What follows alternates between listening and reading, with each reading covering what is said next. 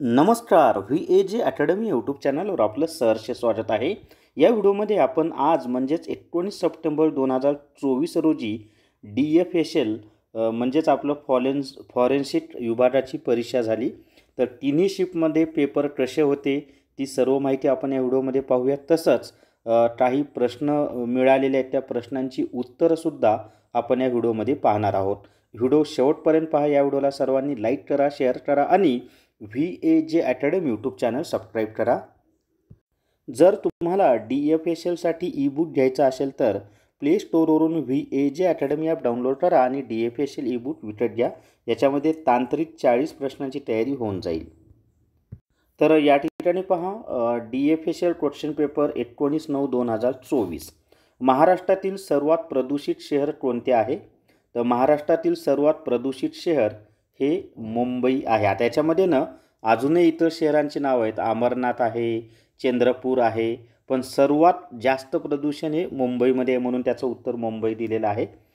श्री महालक्ष्मी मंदिर कोठे आहे? तर श्री महालक्ष्मी मंदिर हे कोल्हापूर या ठिकाणी आहे. आपण त्याला करवीर निवासिनी असं म्हणतो.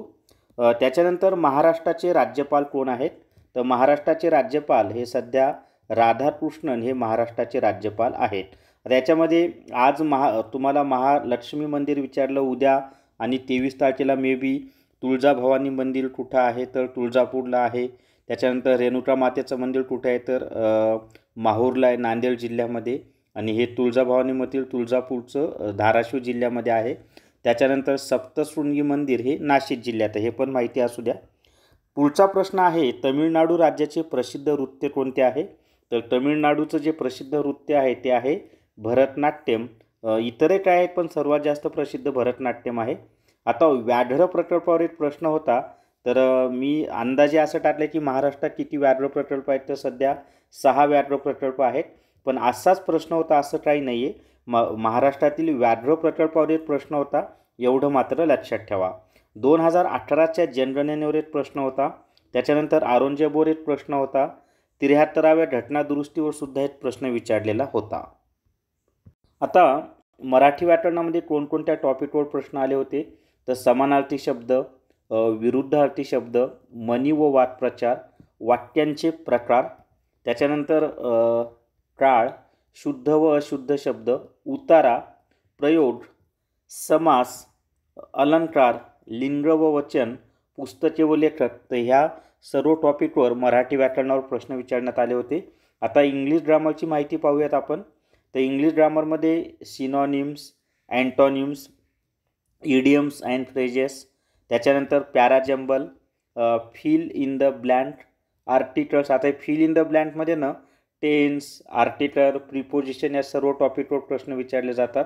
त्याच्यानंतर articles, change the voice, add a question tag, पॅसेजवर प्रश्न विचारले होते.